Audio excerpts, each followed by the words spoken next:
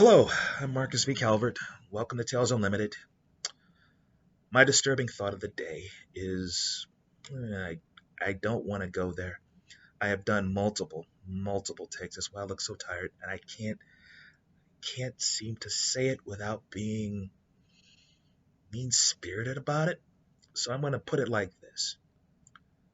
I think that comic book companies have lost the ability to create iconic superheroes.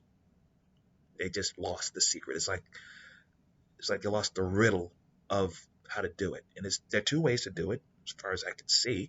One, you base your character on something. Wonder Woman, for example, based on the Amazonian myth. Fine. You amp her up so she's more powerful than other Amazons. You give her two boobs. So I think they cut one off to be better archers. And the thing with the lasso was a nice trick. Okay, maybe somebody was at a rodeo. Whatever the tweaks, boom, boom, boom, you have Wonder Woman, kick her loose. Let her be iconic. Yay. Or you take a supervillain, for all intents and purposes, somebody who should be a destroyer, somebody who should be a thief, a killer, a bully, a mob boss, something like that, with the powers they have, and you make them Boy Scouts and Girl Scouts and good guys. They just do good things. I mean, look at the iconic heroes based on that logic. The Fantastic Four, when they crashed, they could have all gone their separate ways and become hardcore villains. Reed Richards, mad genius. Human Torch, pyromaniac. Invisible Woman, spy, killer, femme fatale, just putting invisible bubbles inside of people of force field energy and just exploding them. And the Thing, are you kidding me? Be running his own little part of Southeast Asia, or a muscle-bound enforcer for the Kingpin, any sort of things. Instead, hey, they're the Fantastic Four. They don't kill anybody, and they rarely keep any proceeds whenever they come across money after slapping a bad guy down. Why? Because they're the good guys. Take a villain, make the powers intriguing, and then make the villain cool. I mean, what's so hard about it? Comic book companies, they keep bungling this, right?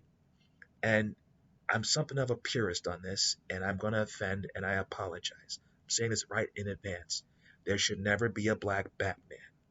Spider-Man should always be Peter Parker, and if you have a little girl with really big hair who happens to be black running around with Tony Stark and an Iron Man suit, that's nice. Cool, whatever. She's a mentor genius. Fine. I haven't read any of these. I don't think I ever will, because comic books are just too freaking expensive. It's like movie popcorn now.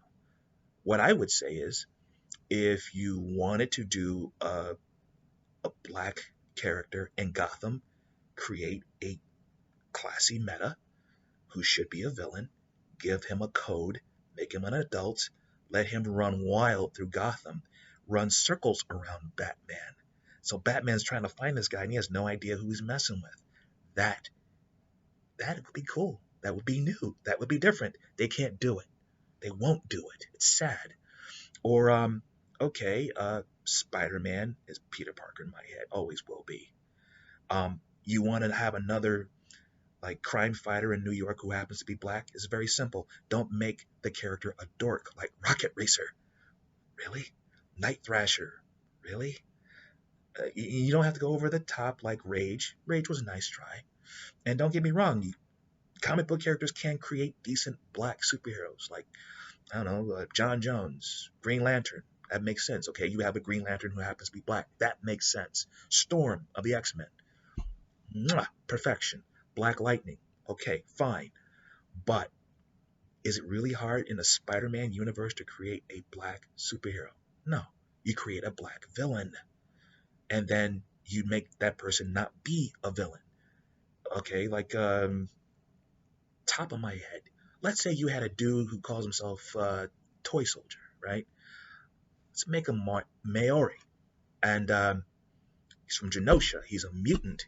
He has the ability to create gadgets at the top of his head. He's like a forge, and he has combat skills. And he just goes through and starts putting foot to tuchus, but he never kills. and he runs into Daredevil, he runs into Spider-Man, he runs into everybody. No, he doesn't need web slinging and all that stuff. He can fly because he has gadgets. And that's that. Create a decent character. Boom, done. I mean, yes, you can do War Machine and put him in Iron Man style armor. That's not what I'm talking about. I'm talking about taking an established character and just saying, okay, let's make some bucks by making this guy black or this girl black. I mean, you don't have to do that. Just create a decent character, make that character happen to be black, give that character a code.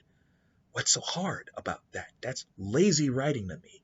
And I guess that's my disturbing thought. If you're going to go that route, let's say you're doing a comic book character, comic book company or something, you're trying to figure out how to introduce a black character, just introduce a villain and work around until you have a decent, passable black character.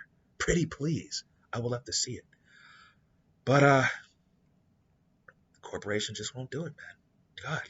And don't get me started on Black Panther. Before the MCU, before Chadwick Boseman, may he rest in peace, made it cool.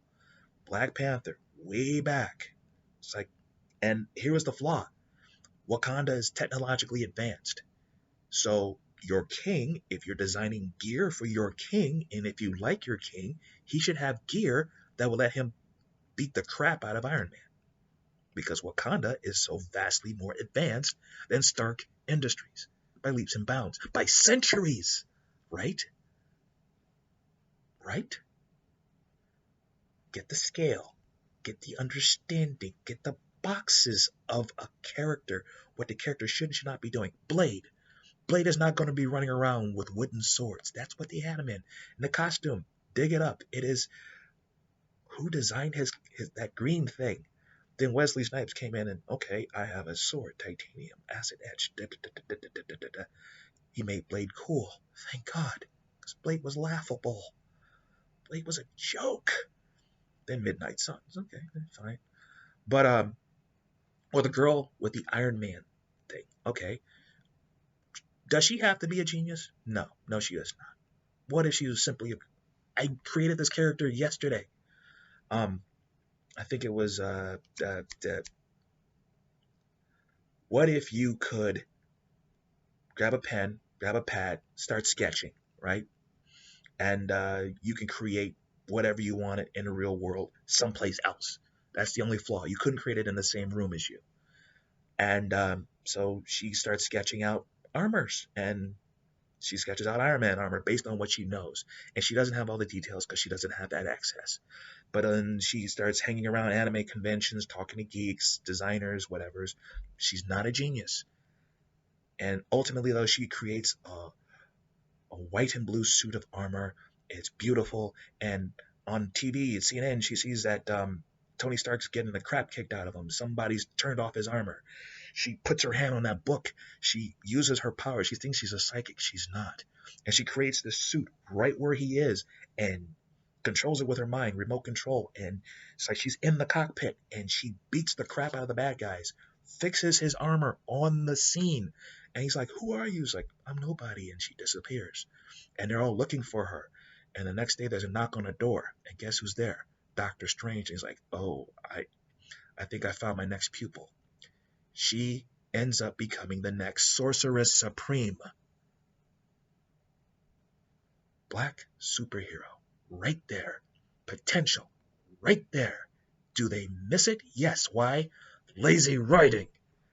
You don't make somebody into a black Tony Stark. You make somebody into a black character and let that character find his or her own path. Black, white, purple, it doesn't matter. When you have an iconic character, don't mold somebody else into that iconic character. It's just lazy. It's lazy. That's why there's so many Green Lanterns. It's just lazy. You make one or two, call it an existence. How many do they have now? Like 91? I don't know. But, on Earth, just on Earth. Like, how many Green Lanterns are running around on Earth?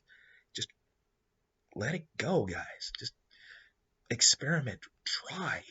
Like X-Men. God. Come up with, like, some iconic new X-Men. Kill off some guys.